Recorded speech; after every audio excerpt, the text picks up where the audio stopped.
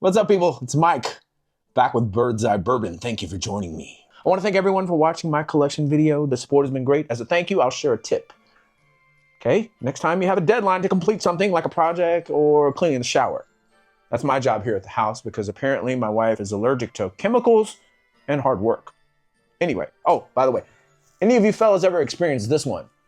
Every day when I go in the shower, I'm pulling a friggin' Pomeranian out of the drain. I tell my wife, so how are you not bald, bro? You should be bald. Yeah, I don't get it. But anyway, what was my point? Oh, my point was, next time you have a deadline, wait until the last minute. That way it only takes a minute. Makes sense to me. You're welcome. So this year I'll be selecting 2 whiskeys of the year, a bourbon and a rye. Will this be a contender? Let's find out. So what is it? Well, this is the 2025 Maker's Mark Cellar Aged Bourbon. Maker's Mark is a wheater. Well, what does that mean? It means, in essence, if you're just getting into whiskey, it's one of the brands I recommend. Not that one. I recommend that one.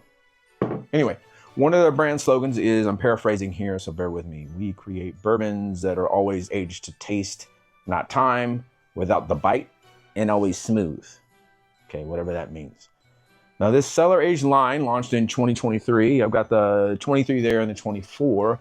Was the first time Maker's Mark released a whiskey older than 8 years. But there's a dichotomy here. Excuse the word, but it's kind of the only one that fits. See, they wanted a flagship high-aged whiskey line, but the result had to be approachable.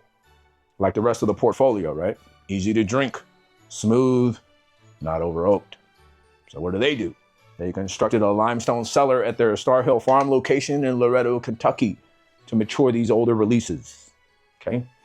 This was aged first in a traditional warehouse, rick house, whatever you want to call it. Then it was moved to the cellar, which is part of their dual aging process. So the 2025 release is a blend of 8, 13, and 14-year-old whiskeys. Yeah, it tells you right there, 8, 13, and 14.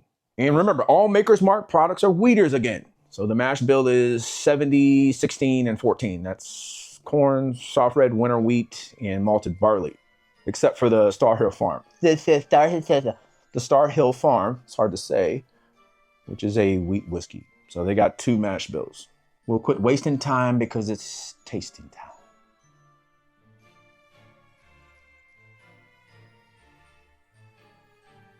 So the nose is like Nutella to me. It's golden raisin scones.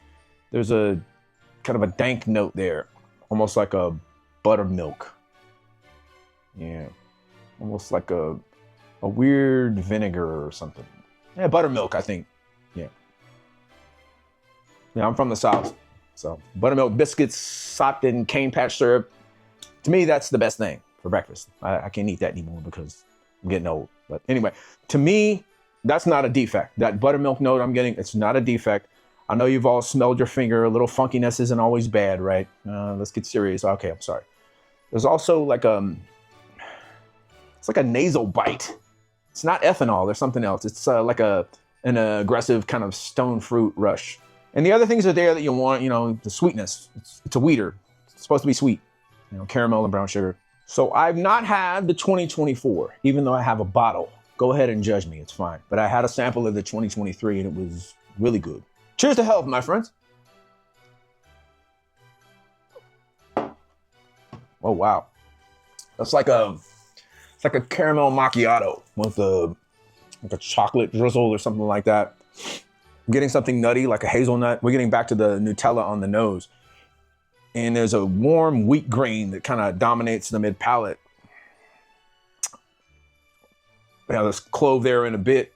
A slight touch of oak tannin. Yeah. So the buttermilk I was getting on the nose doesn't really transfer to the palate. It's there a little bit. It's kind of weird. But I think it kind of adds to the complexity. It gives you something else to look for and think about when you're drinking it. It's like I smelled it. Where is it on the palate? It's there. The viscosity is above average. It's creamy. This is a very creamy pour. You can see, you take a look there. I mean, there's shit still sticking to the glass. I love the viscosity on this. That's damn good. That's damn good.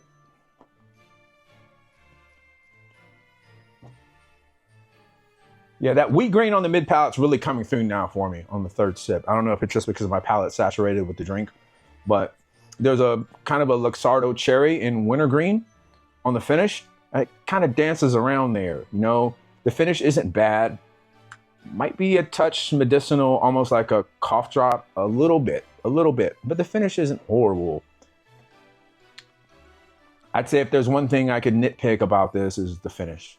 So what did I pay? Essentially retail. It was part of a 3-bottle bundle from High Proof. Shout out to those guys. I got that and their store pick. They're near Disneyland, so next time you're vacationing, go drop those kids off at the park, head back to the store, grab yourself a couple of bottles. They have a good selection, great prices, etc. So would I buy a backup? No. I'll tell you why. There's 2 reasons. One is I'll put some gas on top of this and put it away. It's not something I'm going to go to every day, every week, every month. It's an LE. I'm going to nurse it, as they say, and I want to keep it for guests. Like, people will come over, I'll pull it out, let them taste it. That sounded weird, but you know what I mean, right?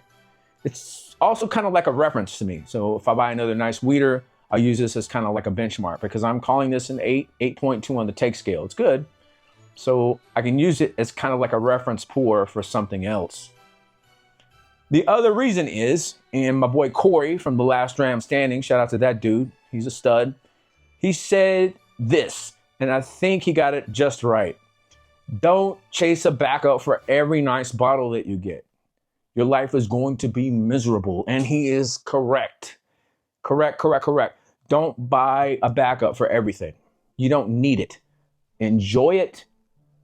Put that data up here and move on to the next thing. There's always going to be another bottle, something nice. Go buy that. Don't buy a backup of this. It's good. If you're a Makers fan, get a backup, whatever. It's your money. I hope you all enjoyed the video. Subscribe if you haven't subscribed. I'm going to do more of these. More bourbon hunting videos are coming. I'm going to do some blinds. Allocation season's coming. I love y'all. I'll see you next time. Cheers.